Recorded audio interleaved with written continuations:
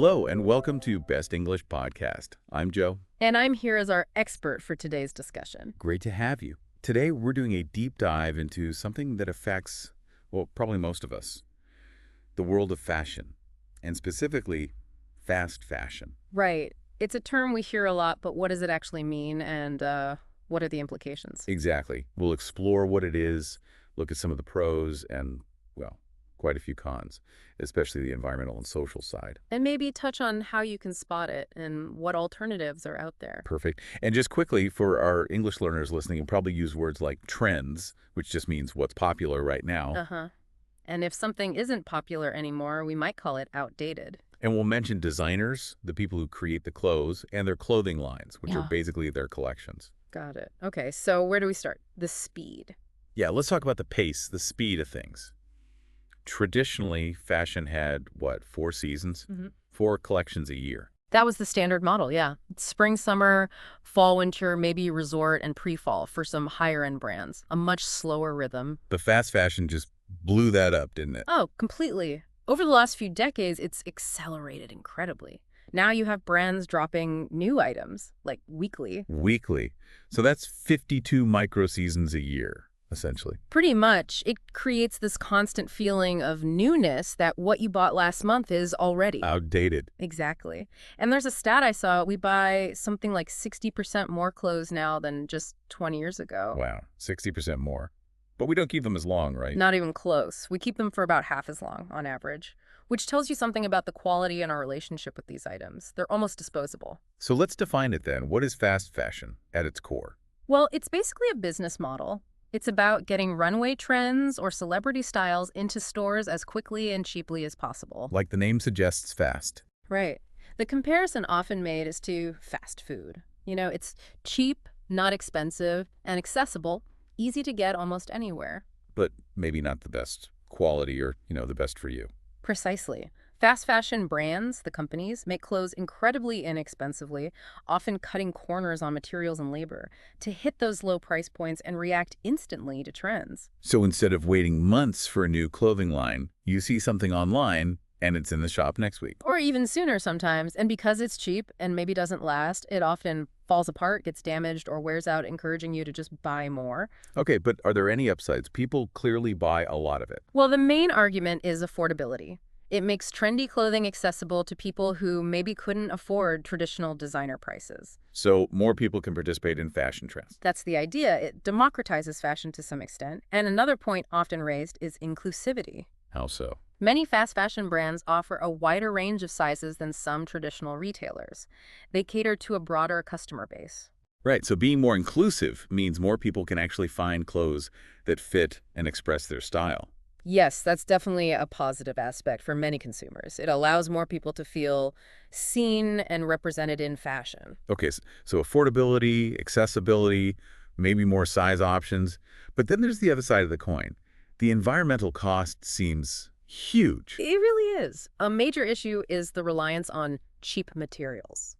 Think synthetic fabrics like polyester, nylon. Which aren't great for the environment to produce, right? Yeah. And they don't last. Exactly. They often feel cheap. They don't wear well. They might get torn or damaged easily.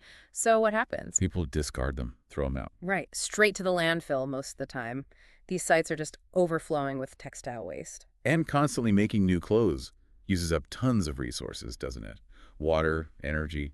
Immense amounts. The environmental impact is staggering. Some estimates say fast fashion is responsible for up to 10% of global annual carbon emissions. 10%?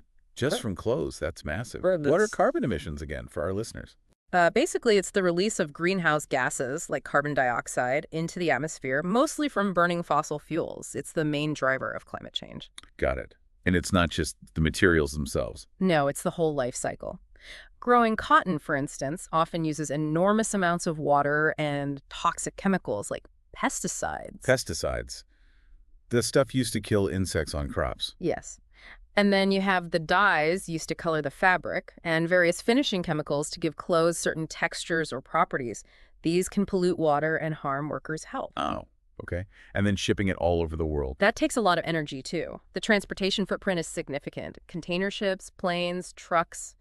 It all adds up. So you've got resource depletion, chemical pollution, massive carbon emissions, and then this huge waste factor at the end with overflowing landfills. It's a pretty bleak picture environmentally. There are projections that if things continue like this, the fashion industry could use up 25% of the world's entire carbon budget by 2050. A quarter. What's the carbon budget? It's like the total amount of carbon dioxide we can emit globally and still have a decent chance of limiting global warming to, say, 1.5 or 2 degrees Celsius. So using a quarter of that just for fashion is, well, unsustainable. That's putting it mildly. We haven't even talked about the people making the clothes yet, the social impact. Right.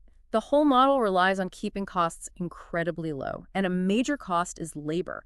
So it often leads to a demand for cheap labor. Meaning very low pay. Extremely low wages, yes.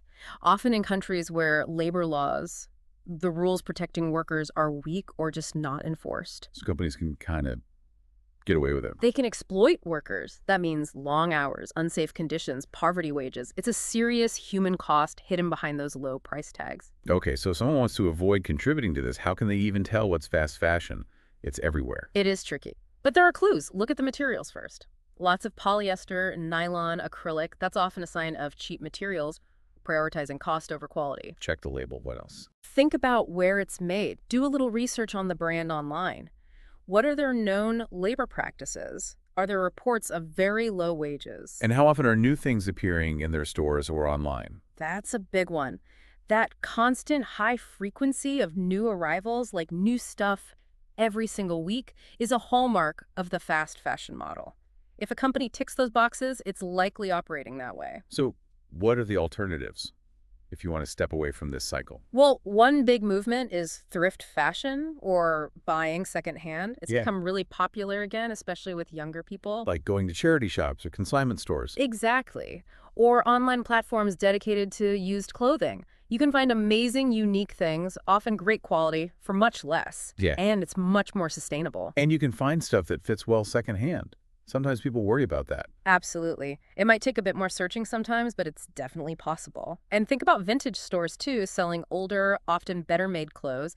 They kind of started because so much stuff was being discarded. That makes sense. Yeah. What about just taking better care of the clothes we already have? That's huge. Simply following the client instructions on the label can make clothes last way longer. And fixing things. Yeah. Making repairs. Yes. Learning basic mending or taking items to a tailor if a zip breaks or there's a tear instead of just throwing them away. That used to be normal practice. So thrifting, sharing clothes, repairing, basically trying not to buy new fast fashion all the time. Pretty much. It's about shifting the mindset away from disposability. What about the companies themselves? Are any of them trying to change? I think I saw something about H&M. Yeah, some big players are making commitments. H&M talks about textile recycling, using fibers from old clothes to make new ones, and aiming to be climate positive by 2040. Climate positive, meaning they take out more carbon than they put in? That's the goal, yes. Though, 2040 is still quite a long way off. True. But they do have those collection bins in stores. They do. Their garment collecting initiative. In 2018, I think they reported collecting over 20,000 tons of textiles for reuse, using, again, as clothing or recycling into other things like insulation. Which sounds like a lot. It is a lot, but compared to the sheer volume they produce, it's still a relatively small percentage. Other things we can do are repurposing clothes, like turning old jeans into shorts or bags. Getting creative. Right. Reusing, recycling, and ultimately buying more responsibly, thinking about if we really need something and just buying less overall. That seems key. Buying less. But advertising makes that hard, doesn't it? Definitely. Advertising is designed to make you feel like you need the next new thing, to create desire rather than letting you feel satisfied with what you have. It fuels that constant churn. It absolutely does. It keeps the fast fashion engine running. Okay, so let's try and wrap this up. We've talked about fast fashion being driven by rapid trends and cheap production. Yeah, leading to huge environmental costs, emissions, waste, pollution, and serious social costs related to labor. But there are alternatives. Being more mindful, considering secondhand, caring for clothes, maybe even repurposing them. And putting pressure on brands to change, but also, importantly, changing our own consumption habits. So maybe a good question for everyone listening to think about. Reflect on your own habits or your family's. Do you buy fast fashion often? Do you buy secondhand? Do you repair things or just discard them? And considering everything we've discussed, maybe ask yourself, what's one small change you could realistically make in how you approach clothes and fashion? That's a great place to leave it. Thanks so much for breaking all that down. My pleasure. It's an important topic. Absolutely. And thank you all for tuning in to Best English Podcast.